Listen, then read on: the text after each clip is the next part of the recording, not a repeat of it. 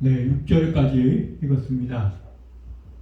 오늘 본문의 말씀을 가지고 다윗의 실패 그런 제목으로 잠깐 동안 은혜를 나누려고 합니다. 우리가 성경을 읽다 보면 성경에 많은 믿음의 영웅들이 나타납니다.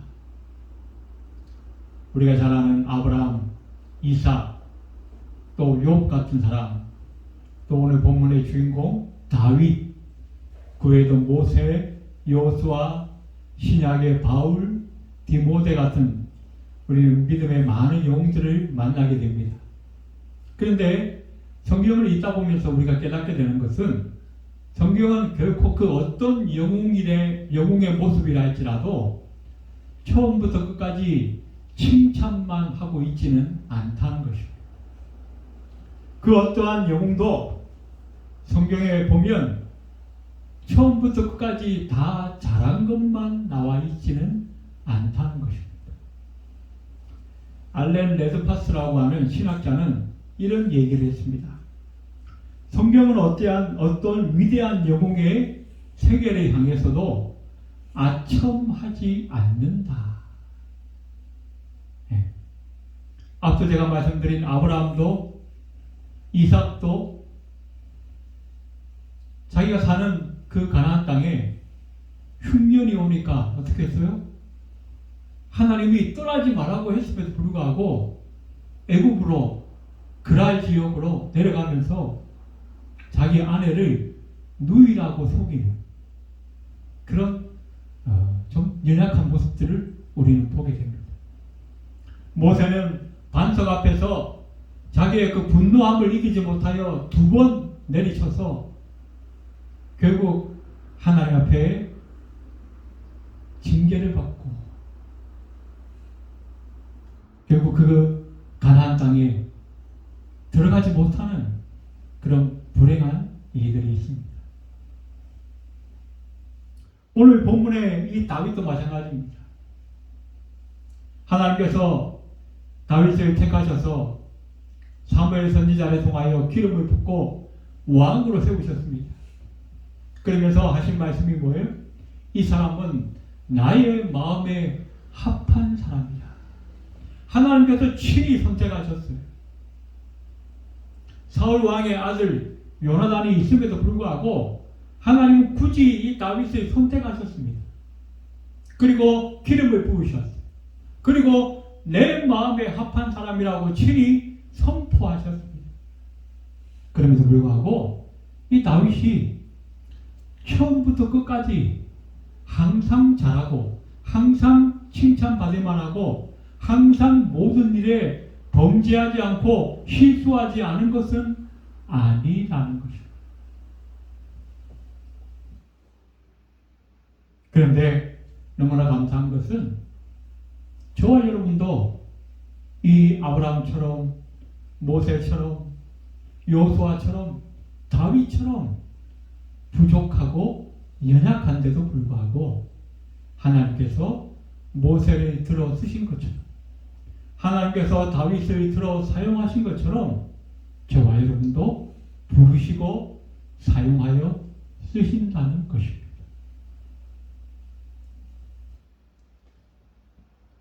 우리는 다 부족합니다. 다 연약합니다. 하지만 하나님께서는 부족하고 연약한 우리를 선택하셨고 부르셨고 하나님의 선하신 일에 사용하여 주신다는 것입니다. 오늘 우리가 보게 되는 사무엘상 20장과 21장은 다윗이 이 사울의 핍박으로 인하여서 이리저리 도망다니면서 많은 고난을 겪게 됩니다.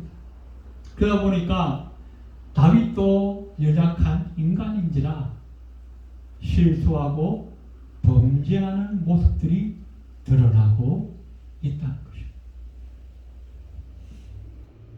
오늘 1절에 보니까 다윗이 라마나요에서 도망하여 와서 요나단에게 이르되 내가 무엇을 하였으며 내 죄악이 무엇이며 내 부친 앞에서 나의 죄가 무엇이기에 그가 내 생명을 찾느냐라고 말씀합니다.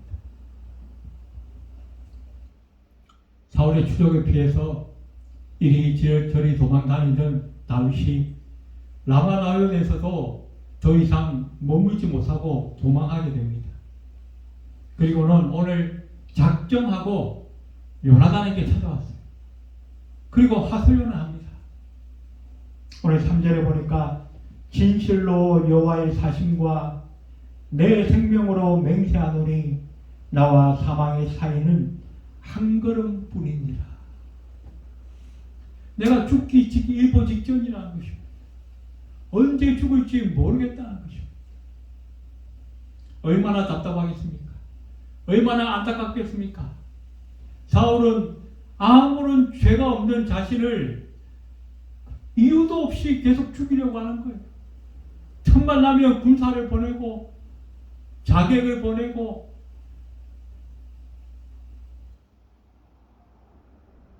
그런데 너무나 답답한 것은 누구 하나 나를 도와줄 사람이 없다는 거예요.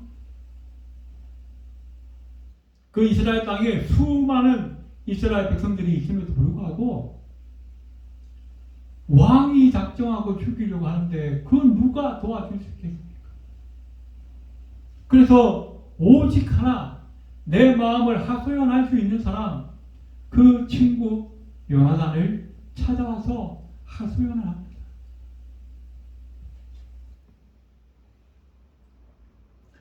언제 죽을지 모르는 그 두려움과 그 불안함과 그 절망감이 다윗을 조금씩 흔들고 있다는 거예요. 무너뜨리고 있다는 겁니다. 이렇게 불안한 상황이 계속되니까 결국 다윗이 자기 하나밖에 없는 친구 요나단을 찾아왔어요. 그리고 하소연합니다. 그리고 부탁을 합니다. 그런데 문제는 그 부탁의 내용이 무엇이냐면 거짓말을 좀 해달라는 거예요. 거짓말. 오늘 5절에 보니까 다윗이 요나단에게 이르되 내일은 초하루인즉 내가 마땅히 왕에 모시고 앉아 식사를 하여야 할 것이나 날에 보내어 셋째 날 저녁까지 들에 숨게 하고 내 아버지께서 만일 나에 대하여 자세히 묻거든 그때 너는 말하기를 다윗이 자기 성읍 베들레헴으로 급히 가기를 내게 허락하라 간청하여 싸우니 이는 온 가족을 위하여 거기서 매년 제를 드릴 때가 됨이니라. 초하루가 되면 가족끼리 모여서 하나님 앞에 제사를 드립니다.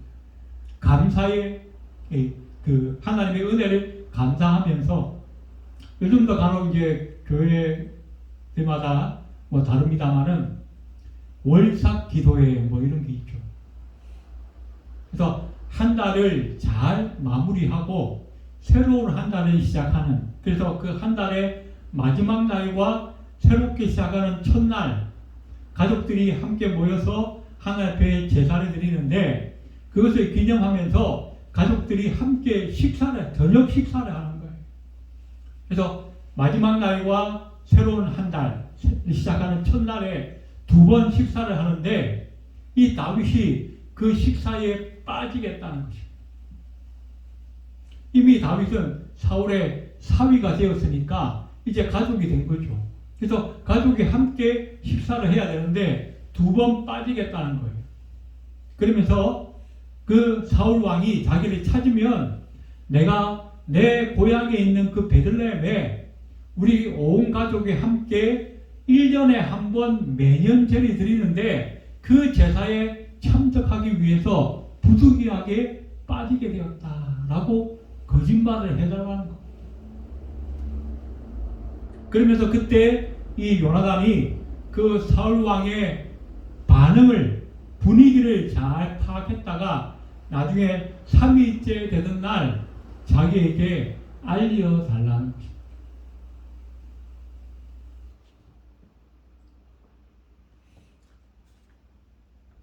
다윗이 너무나 힘들고 어려운 시간들을 보내다 보니까 어떻게 해요?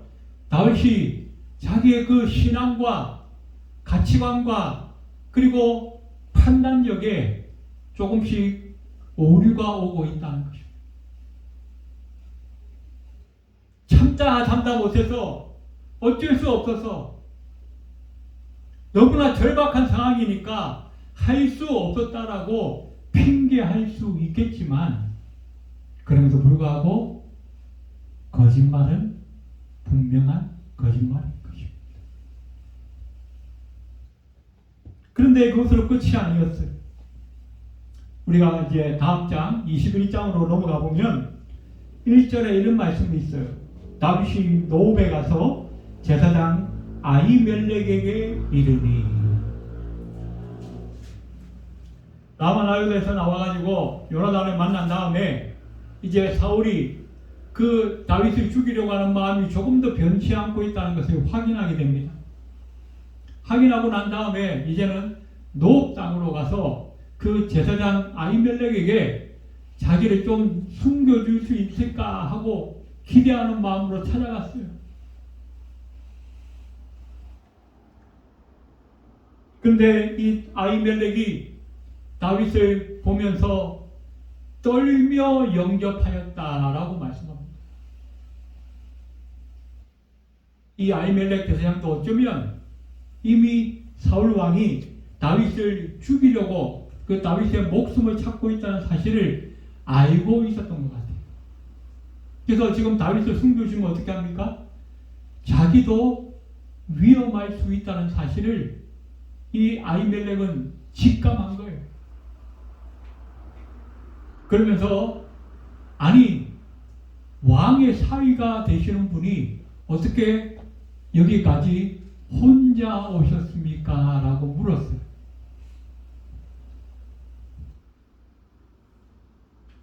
그때 이 2절에 보시면 다윗이 제사장 아히멜렉에게 이르되 왕이 내게 이를 명령하고 이르시기를 내가 너를 보내는 것과 네게 명령한 일은 아무것도 사람에게 알리지 마라 하시기로 내가 나의 소년들을 이러이러한 곳으로 오라고 말하였나이다.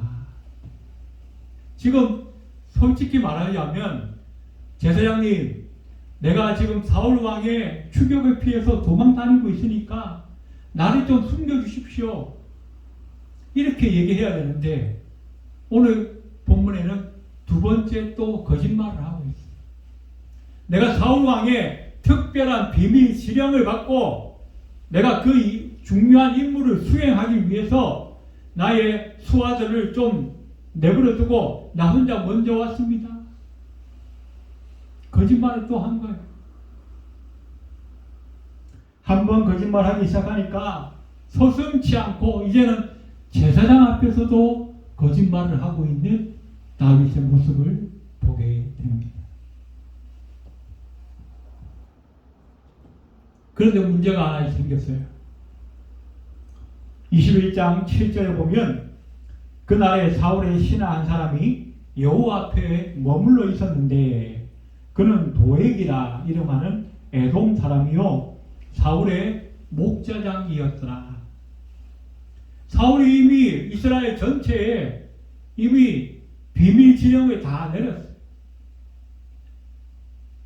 이미 파수꾼들을 다 파송해서 다윗이 어디에 숨었는지 어디로 도망가는지 살펴보라고 이미 명령을 다 내린 것 같아요. 그래서 이 노읍 땅에 있는 이 제사장이 있는 성소에까지 정탐꾼이 다 파송이 된 거예요. 그런데 이 다윗이 지금 아히멜렉 제사장을 만나는 이 시간에 바로 도액이라고 하는 이 사울의 수하가 그것을 지켜보았다는 것입니다. 그리고 나중에 이 도액이 사울 왕에게 알려줍니다. 그 일로 인해서 이 아히멜렉 제사장과 그의 일가가 전멸을 당하는 엄청난 피바람이 불어오게 됩니다.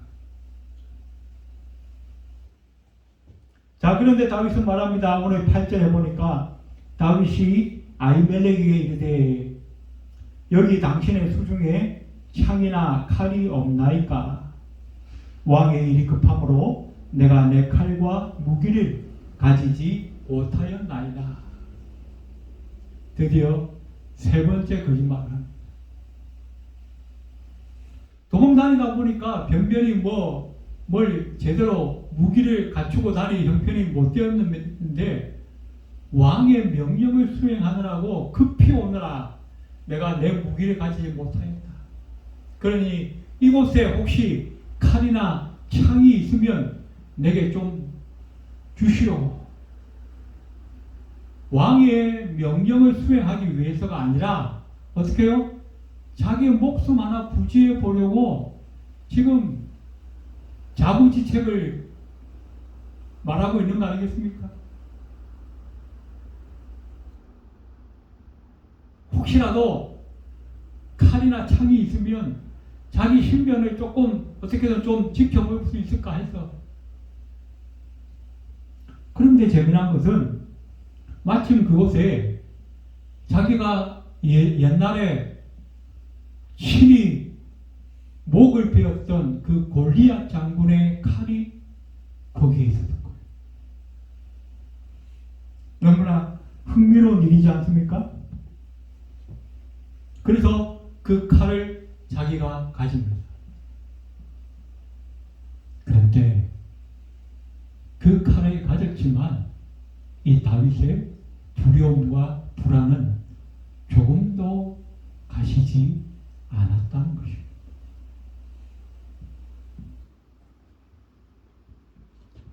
옛날 그 엘라 고장에서 골리앗 장군과 싸울 때 다윗은 무엇을 가지고 나갔습니까?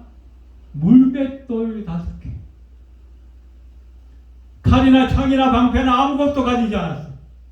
아무런 전술 전략도 없었고 사울 왕이 빌려주겠다는 그 갑옷조차도 벗어 던지고 나갔어. 하지만 두려울 것이 없었습니다. 무서울 것이 없었습니다. 그 어떤 불안과 그 어떤 초조함도 없었습니다. 만군의 여호와 하나님께서 나의 칼이 되시고 나의 창이 되시고 나의 방패가 되시기에 나는 아무것도 두렵지 않다. 그런데 지금 다윗의 모습은 어떻게 해요? 자기가 친히 죽였던 그 골리앗의 엄청난 그 크기의 칼을 자기 손에 넣었음에도 불구하고 불안과 두려움 속에서 전전긍긍하고 있다는 것입니다. 이유가 무엇일까요? 하나님과의 관계가 깨어졌기 때문입니다. 우리 믿음이 있다라고 하는 그리스도인들도 심지어는 모세나 다윗 같은 그 믿음의 용장들도 너무나 오랜 시간 동안 힘들고 어려운 고난 가운데 이리저리 굴러다니다 보니까 자기도 모르는 사이에 하나님과의 관계가 조금씩 깨어지기 시작했다는 거예요. 그 불안과 두려움과 그 초조함이 하나님께서 내게 주시는 그 평안함과 그 안정감을 무너뜨리기 시작했다는 거예요.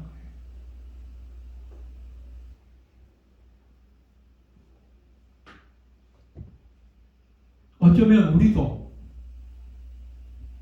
저와 여러분이 이 다윗과 같은 처절함이 어떻게 했을까요? 솔직히 말씀드리면 어쩌면 저와 여러분도 다윗처럼 거짓말 했을지 몰라요. 궁여지책을 찾았을지 모릅니다.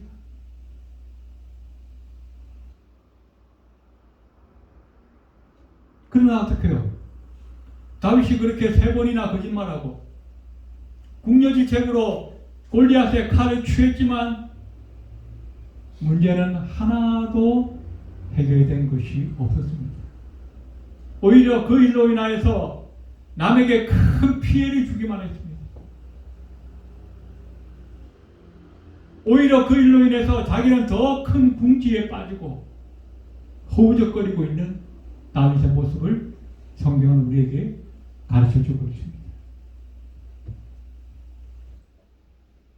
그러나 우리 그리스도인들의 신앙생활에 아주 좋지 못한 그 영향을 끼치는 현대 사상 중에 하나가 상황윤리라고 하는 것이 있습니다. 상황윤리. 쉽게 말하자면 어쩔 수 없는 경우라면 선의의 거짓말 같은 어쩔 수 없는 그 경우라면 괜찮다는 거예요. 거짓말 해도 된다는 거예요. 내가 어쩔 수 없는 경우라면 주일날 예배 못 들어도 괜찮다는 거예요. 내가 어쩔 수 없는 경우라면 말씀을 거역해도 불순종해도 괜찮다는 거예요.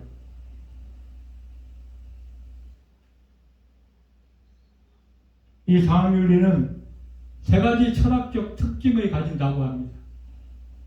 그런데 그 첫 번째는 이것이 진리인가 라는 물음보다 이것이 나에게 얼마나 유익한가 라고 하는 실용주의적 그 철학과 맥락을 같이 한다는 것입니다.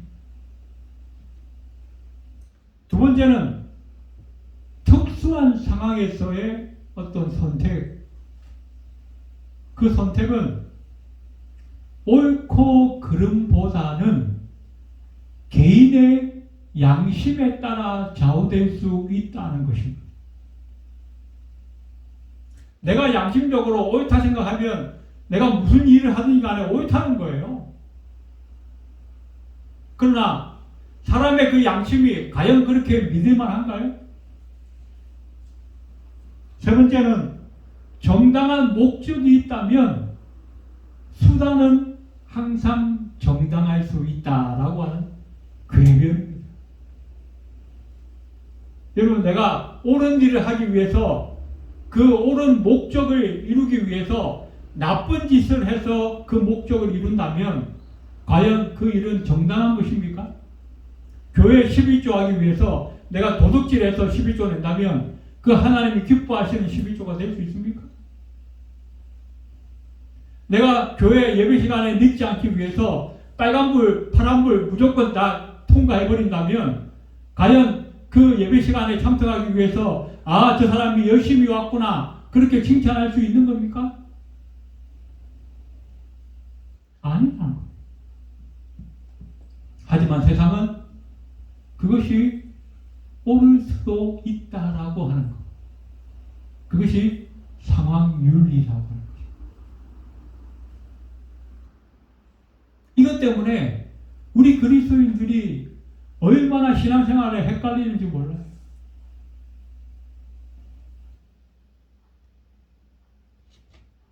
오래전 얘기입니다마는 2차 세계대전 당시에 유대인을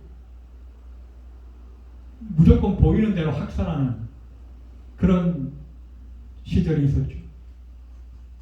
그래서 네덜란드에 있는 한 가정집에 한 어떤 유대인들이 숨어들었는데 그 유대인들을 숨겨주었다는 이유로 온 가족이 이 독일 군사들에게 잡혀갑니다.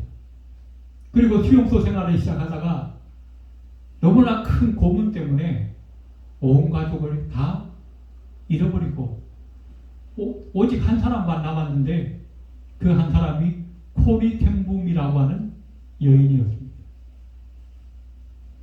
고난, 끊임없는 그 고난의 시간들이 지나고 하나님의 은혜 가운데 겨우 구사일생으로 온 가족을 다 잃어버리고 자기 혼자만 살아남았어요.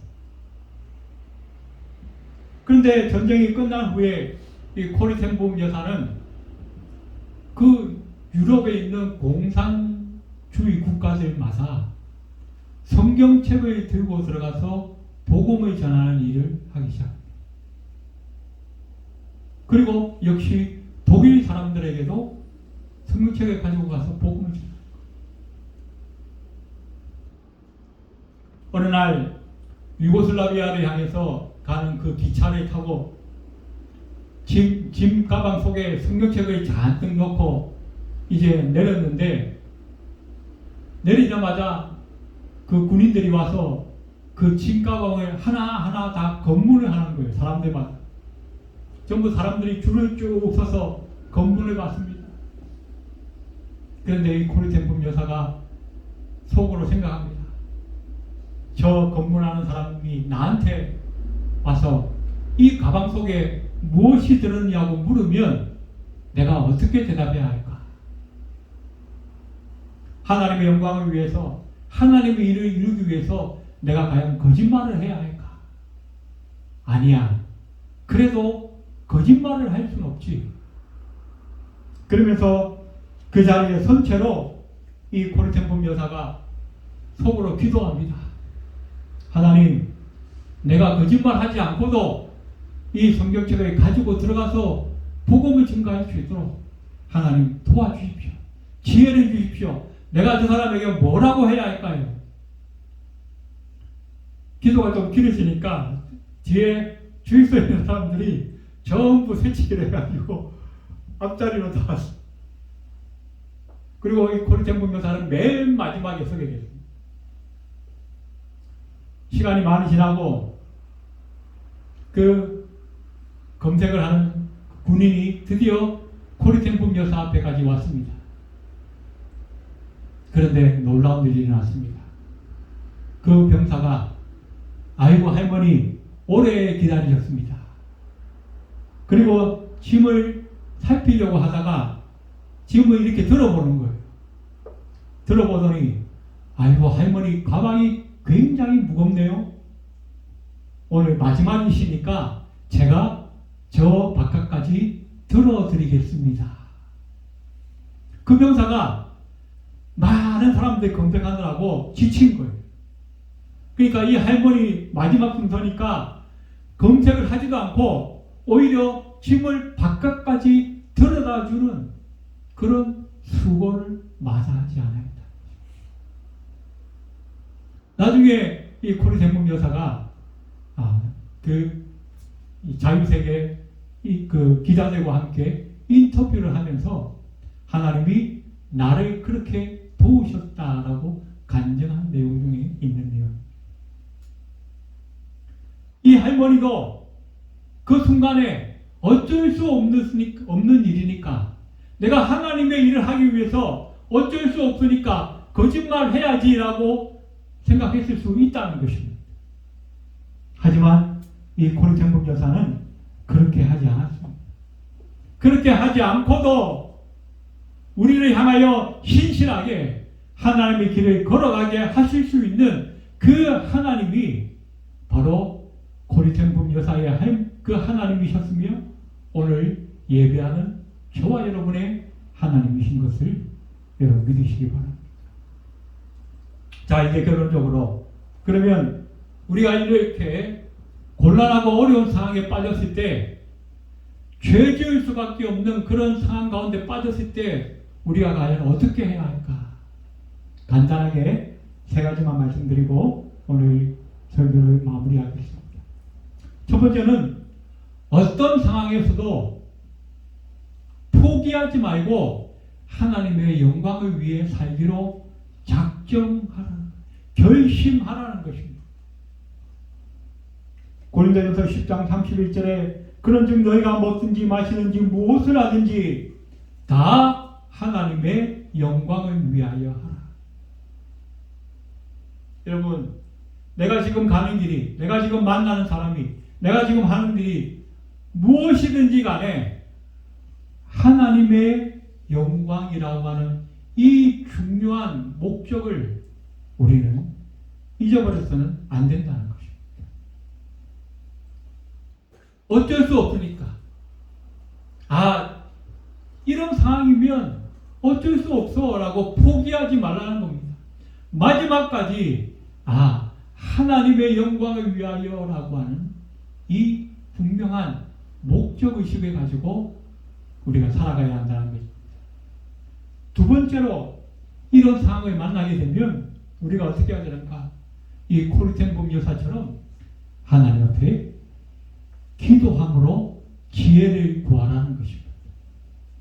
야고보 1장 5절에 너희 중에 누구든지 지혜가 부족하거든 모든 사람에게 후히 주시고 꾸짖지 아니하시는 하나님께 구하라.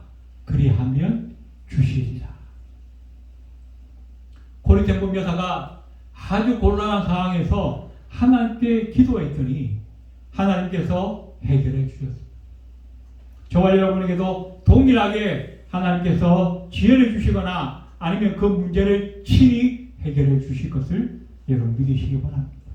세 번째로 우리가 만약 연약해서 죄를 범하고 말았다고 한다면 그 죄를 합리화하지 말고 즉시 회개하라는 거죠.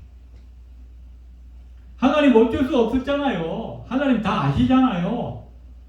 그러니 이건 내가 죄 지은 거 아니에요 라고 합리화하지 말고 하나님 내가 어쩔 수 없었지만 결국 내가 연약해서 또 범죄하고 말았습니다. 하나님 용서해 주십시오. 주의 보혈로 깨끗하게 씻어주시고 다음번에는 이기고 승리할 수 있는 믿음도 주십시오. 하나님 앞에 회개하며 기도하면 성령께서 우리에게 오셔서 우리의 죄를 사해 주시고 더 새롭게 하셔서 다음번에는 똑같은 상황에서 우리가 이기고 승리할 수 있는 믿음도 함께 주실 줄로 믿습니다. 이제 말씀을 마치겠습니다. 다윗과 같이 저와 여러분 가운데도 불안함이 있습니까? 해결하지 못한 두려움이 있습니까? 우리를 꼼짝달싹 못하게 만드는 그런 안타까운 것, 우리를 억누르고 옥매인 것, 그런 것이 있습니까? 그래서 우리의 신앙의 길에서 자꾸 벗어나게 하는 그런 무엇인가가 있습니까? 하나님 앞에 나아가시기 바랍니다. 그 문제 때문에 그 문제만 붙들고 묵상하다가 침륜에 빠지는 것이 아니라 하나님 앞에 나아가서 하나님과 올바른 관계를 회복하기 위해 힘쓰시기 바랍니다. 하나님은 우리의 산성이십니다. 하나님은 우리의 반석이시오. 하나님은 우리의 피난처가 되신다고 우리가 찬양하지 않았습니까?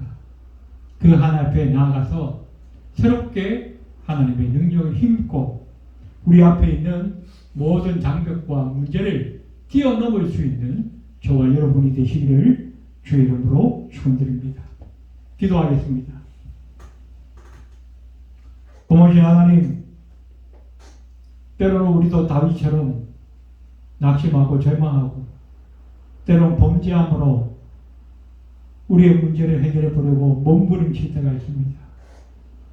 그러나 하나님, 다윗의 모습처럼 우리가 그렇게 발버둥 칠 때마다 문제는 해결되지 않고 더 깊은 수렁으로 빠져들 수밖에 없는 것을 우리는 고백합니다. 하나님, 그때 우리가 하나님을 바라볼 수 있도록 믿음을 주시옵소서. 하나님을 바라보며 하나님의 힘을, 하나님의 능력을 의지하며 나아갈 수 있도록 믿음을 더하여 주십시오. 하나님의 능력으로 그 문제를 뛰어넘고 우리의 모든 불안과 두려움과 그 우리를 초조하게 만들었던 그 모든 것들을 무너뜨리고 우리의 삶이 하나님과 다시 회복되어져서 넉넉히 이기는 승리의 삶을 살아갈 수 있도록 하나님 역사하여 주시옵소서. 예배를 마치고 돌아가는 발걸음 위에도 함께하여 주옵소서. 예수님의 이름으로 간절히 기도드리옵나이다. 아멘.